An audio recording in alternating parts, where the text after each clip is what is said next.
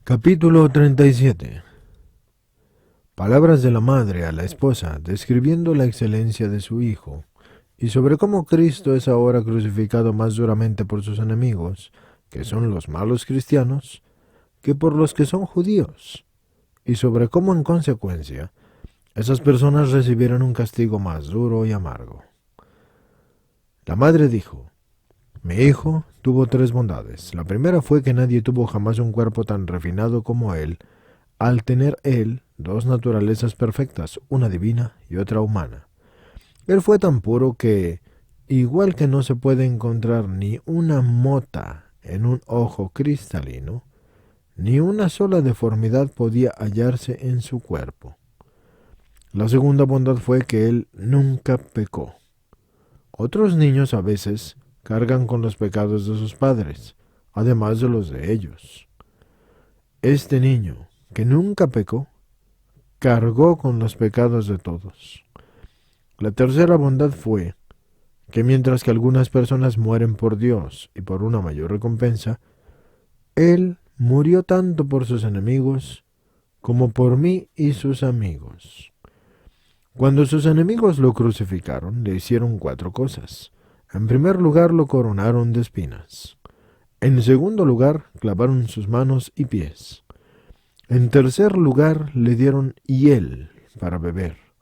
Y en cuarto, le traspasaron su costado. Pero mi dolor es que sus enemigos, que ahora están en el mundo, crucifican a mi hijo más duramente de lo que lo hicieron los judíos. Aunque tú podrías decir que él no puede sufrir y morir ahora, aún lo crucifican a través de sus vicios.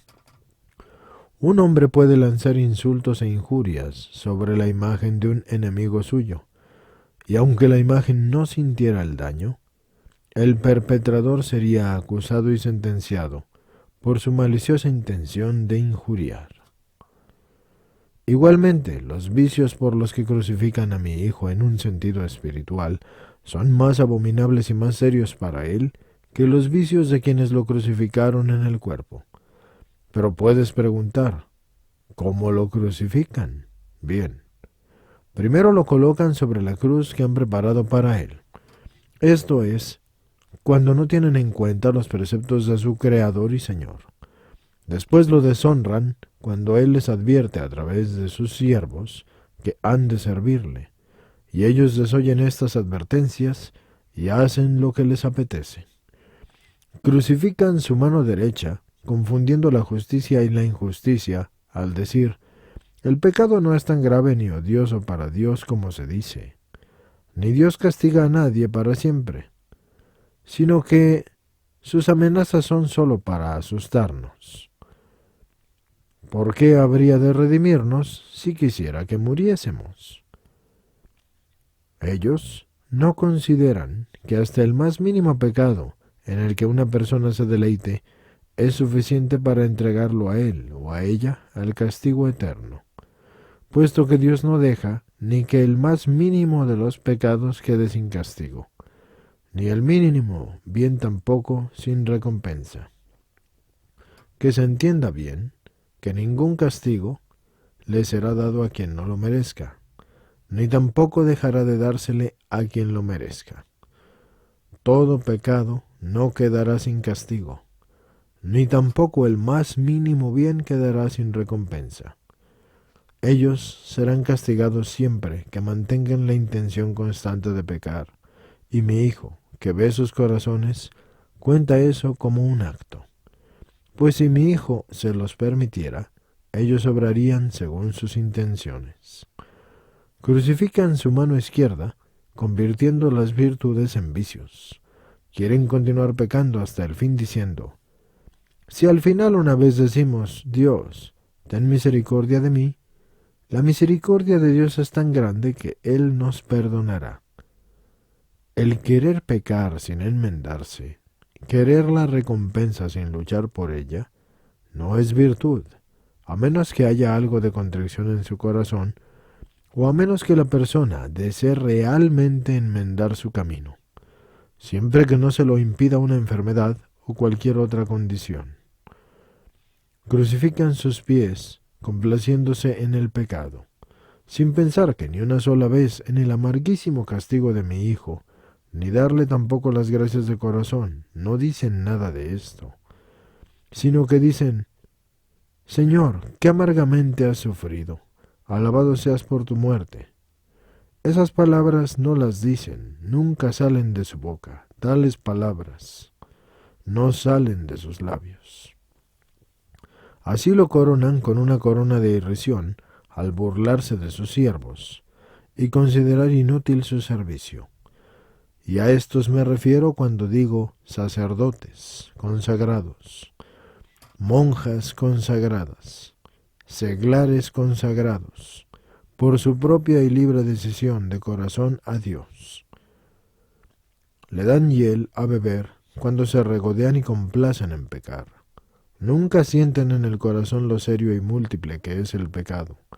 Le traspasan el costado cuando tienen la intención de perseverar en el pecado. Yo te digo en verdad, y se los puedes decir a mis amigos, que para mi hijo esas personas son más injustas que aquellos que lo sentenciaron. Son peores enemigos que aquellos que lo crucificaron. Son más faltos de vergüenza que quienes lo vendieron. A ellos les espera mayor castigo que a los otros. De hecho, Pilatos supo muy bien que mi hijo no había pecado y que no merecía la muerte. Sin embargo, solamente por temor a perder el poder temporal y por la insistencia de los judíos, aún reacio, tuvo que sentenciar a muerte a mi hijo. ¿Qué temerían estas personas si lo sirvieran? ¿O qué honor o privilegio perderían si lo honraran? Ellos recibirán, pues, una más dura sentencia, por ser peores que Pilatos, en la consideración de mi hijo. Pilatos lo sentenció por temor, sometiéndose a la petición e intenciones de otros. Estas personas lo sentencian por su propio beneficio y sin temor alguno, deshonrándolo por el pecado de que podrían abstenerse si así éstos lo quisieran.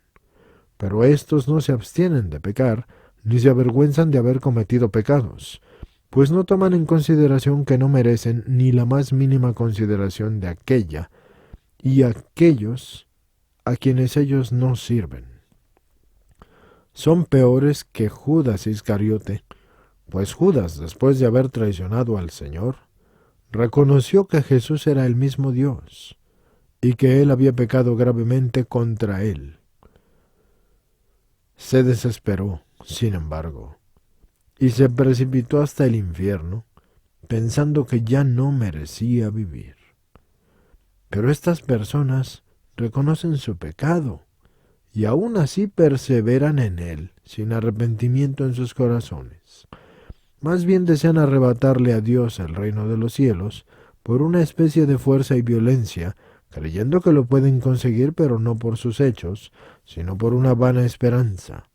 Vana porque no se le dará a nadie más que a los que trabajan y los que hacen algún sacrificio para el Señor.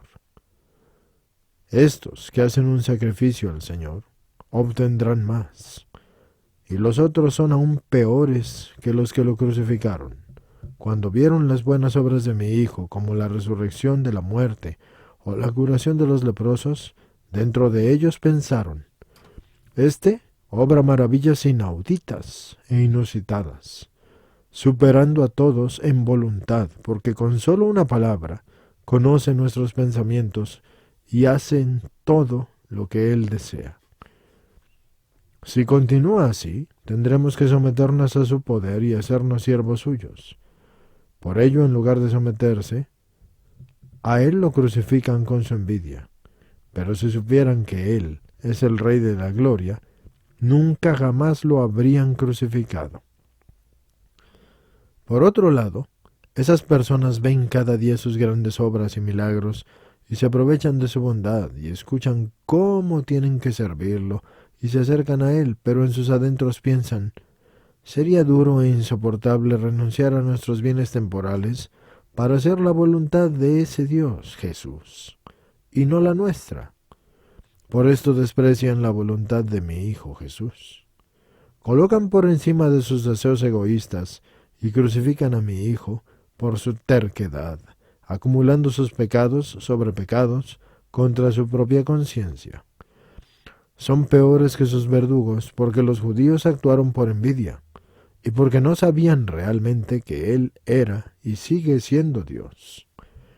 Estos, sin embargo, sí saben que Él es Dios, y por maldad, y por presunción, y por codicia, lo crucifican en un sentido espiritual más duramente que lo que crucificaron físicamente su cuerpo, porque estas personas ya fueron redimidas, y aquellos que lo crucificaron todavía no eran redimidos. Así pues, esposa, obedece y teme a mi Hijo, porque todo lo que tiene de misericordioso, y recuérdenlo bien, lo tiene también de justo.